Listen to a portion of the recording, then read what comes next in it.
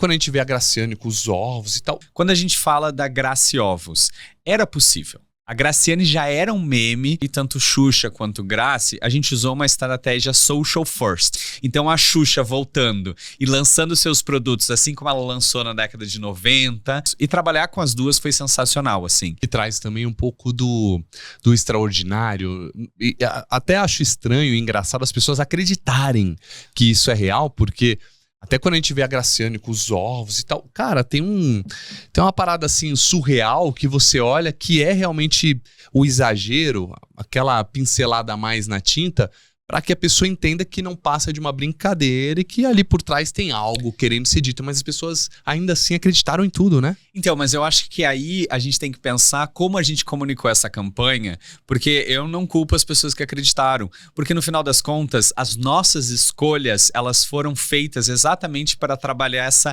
realidade possível. Então, primeiro ponto, quando a gente fala da Grace Ovos, era possível. A Graciane já era um meme sobre ela deve ter a marca dela, ela come 40 ovos por dia. Então, a gente deu vida a um meme, a uma discussão que já existia. Então, isso era super possível. A camada onde a gente começa a tornar o absurdo possível é a questão da marca de luxo. Então a gente trouxe um outro elemento que hoje se fala muito sobre o mercado de luxo e acrescentou nessa conversa. E aí ele começa a namorar um pouco com o impossível, com o lúdico. A gente quis contar uma história porque a história por trás, o grande objetivo é falar tudo que você consegue fazer com Canva. Então como o Canva pode ajudar a sua empresa. Só que a gente, ao invés de escolher um caminho óbvio, que seria pegar um empreendedor, mostrar ele no dia a dia e fazer isso, a gente escolheu um caminho lúdico, a gente escolheu uma narrativa que a gente sabia que ia engajar. Então esse caminho lúdico, ele nos permitiu ter mais flexibilidade na hora de contar essa história, mas ela também, por exemplo, para a gente entender por que as pessoas acreditaram, o que não era possível acreditar. Quando a gente escolheu fazer a campanha, a gente até estava discutindo, por exemplo, o uso de inteligência artificial. O vídeo de lançamento da Grace Ovos foi todo criado com inteligência artificial do Canva.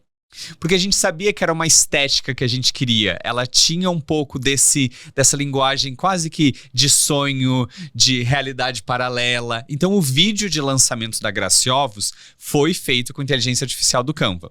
Quando a gente vai para a campanha, o vídeo da Grace tem as galinhas de verdade. A gente não usou inteligência artificial para criar nada ali. Obviamente na edição. As galinhas ricas, cabelo alisado, a pena alisada, uma riqueza. Maravilhosas, né? Elas foram muito bem selecionadas, muito bem tratadas. Sim. Mas a gente escolheu, por exemplo, levar as galinhas e montar os cenários porque a gente queria reações naturais. A gente queria a Grace interagindo ali com as galinhas, às vezes podendo até se assustar, ficando um pouco tensa. E a gente queria essas reações para que a campanha fosse muito verdadeira.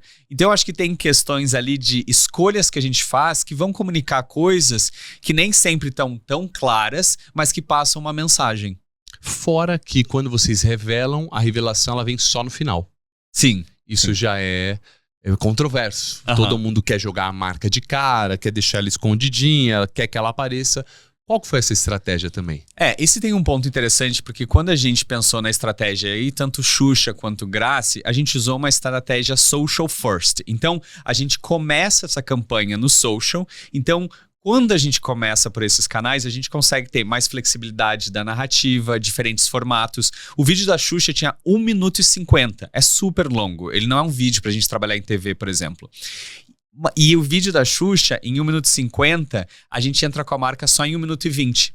Então, quando a gente pensa no guide publicitário de marketing, a marca teria que aparecer logo no início para a gente aproveitar o buzz, para a gente aproveitar as visualizações. Mas o que a gente acredita é que se a gente trouxesse a marca para o início, a narrativa ia se enfraquecer. A gente precisava contar uma história que fosse interessante, que as pessoas engajassem, que elas comentassem. Só que se a gente trouxesse a marca logo no início, ia ser mais uma publicidade. Então ele tinha que ter uma cara de história muito mais do que publicidade. Por isso que a gente optou por deixar a marca para depois. A gente criou um engajamento, a gente gerou um debate e quando esse debate já está lá em cima, a gente traz a marca e traz o produto. Então, por isso que as nossas peças iniciais e por isso que a Grace Ovos, que ficou 24 horas no ar, não falava do Canva Nas primeiras vendia horas. primeiro o storytelling, a história, né? Pra criar essa conexão, a pessoa no final ter a revelação. Agora, a Graciane, você falou de algumas dificuldades, ela tinha se machucado, não é mesmo? Esse E foi aí, um outro ponto. vocês tiveram que ir todos para o Rio de Janeiro para poder fazer essa gravação. Fala um pouco desses bastidores, cara. Como que foi chamar a Graciane? Agora, o que vocês vão fazer com isso? Porque o desenrolar é maravilhoso, que vocês têm um monte de seguidores, quase 40 mil seguidores, Graciovos, Graciovas, não é mesmo? Poderia se tornar uma empresa, Aham. poderia faturar muito, poderia ter Sim. faturado muito no lançamento. E fala mais do desenrolar, cara. Vocês pretendem fazer algo com isso? E como foi esse contato com a Grace? Sim, então quando a gente foi escolher as pessoas que iam representar a marca e contar essa história, a gente pensou em várias celebridades, mas a gente ficou com a Xuxa e com a Grace porque a gente entendeu que tinha uma história muito interessante para ser contada ali. Então a Xuxa voltando e lançando seus produtos, assim como ela lançou na década de 90, na década de 80, agora numa nova versão, era uma história muito interessante, trabalhava com nostalgia, ia criar realmente um debate, um engajamento que a gente estava prevendo na internet.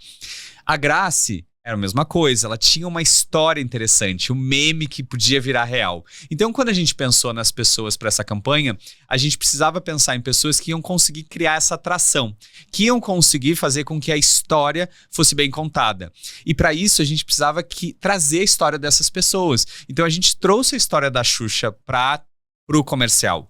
Então era a Xuxa sendo representada naquele momento como Xuxa, né? A gente montou o cenário, a gente trouxe as paquitas. Pra Grace, falar de ovos, falar de mundo fitness é a cara dela. A gente trouxe até alguns trocadilhos pra brincar um pouco com a vida pessoal dela. Ela foi super Do flexível, belo, né? e o tal. belo visual. Então foi super legal isso. Então a gente escolheu as duas por causa disso. E trabalhar com as duas foi sensacional, assim.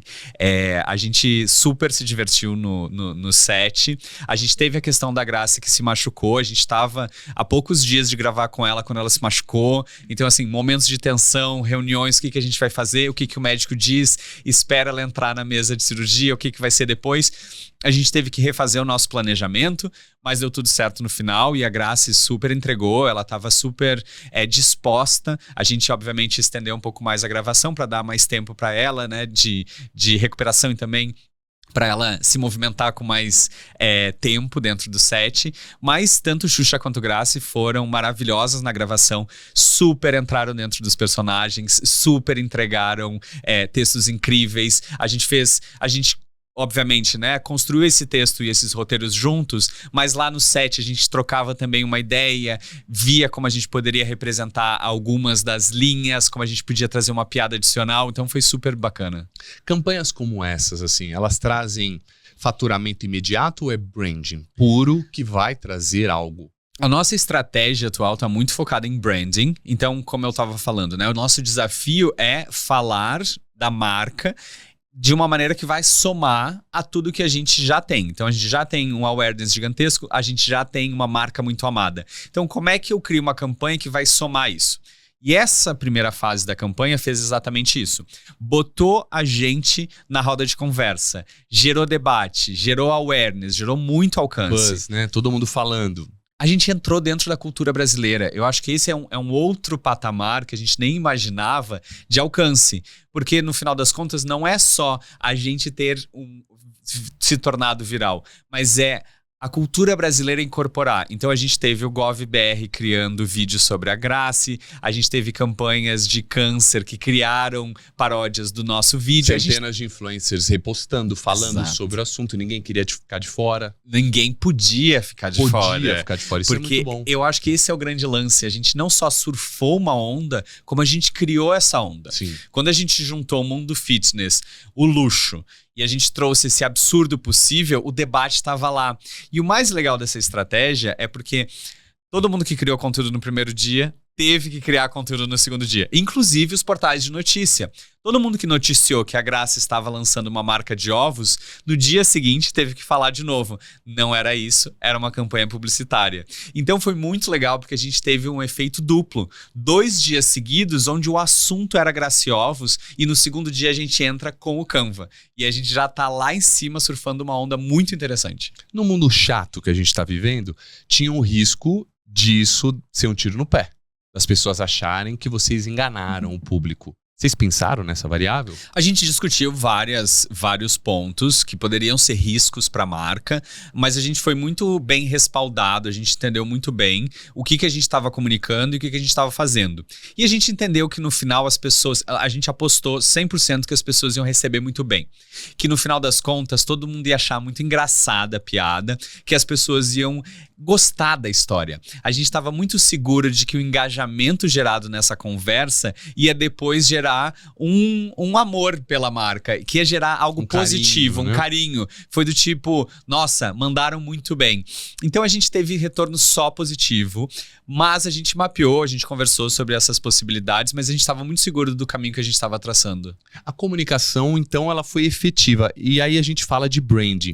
Como que a gente mensura isso, cara? Como que vocês, profissionais de marketing, né, essa é uma dúvida minha, conseguem entender, pô, a gente furou a bolha, coisa e tal, e aí é um lugar maluco, porque vocês agora estão lá em cima do tsunami, e parece que é só daí pra cima, né? A gente não pode mais descer, até em outras pessoas que vocês vão trazer pras campanhas, em outras estratégias, até o Graciovos, que eu te perguntei pra gente entender agora pra onde vai, e aí? Me fala. Então, o Graciovos até é uma questão que a gente não esperava, isso, assim, várias coisas que a gente não esperava. Uma delas é que o perfil da Graciovos hoje é o maior perfil de marca de ovos do Brasil. A gente tem quase 40 mil seguidores e o outro perfil de marca muito famosa tem 10 mil. Então olha que louco, e é super famoso, né? De galinhas felizes. Exatamente. E daí agora a gente tá mais feliz, eu acho, sim, né? Porque a gente tá com quase 40 mil.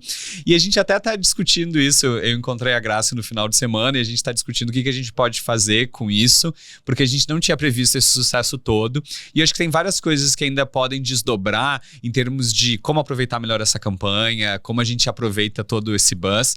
Mas a campanha não parou. Hoje, por exemplo, a gente lançou um novo vídeo da campanha, que é a Grace fazendo flexões e editando um vídeo do Canva.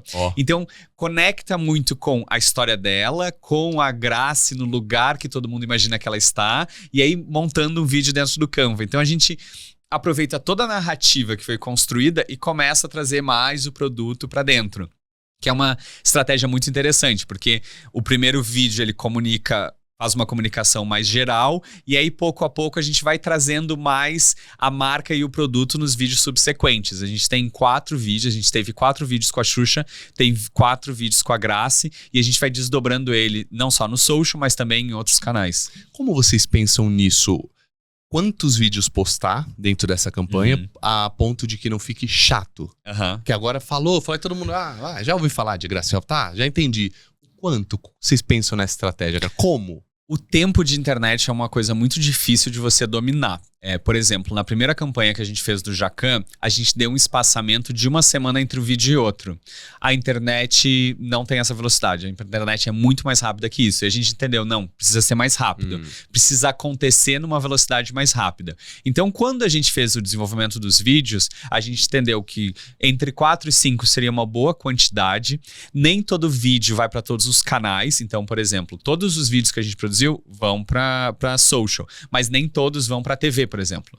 Então a gente foi entendendo que vídeos e que linguagem, e aí a gente entendeu que 4 a 5 vídeos era uma quantidade boa da gente contar a história e aproveitar a narrativa criada e desdobrar em outras histórias.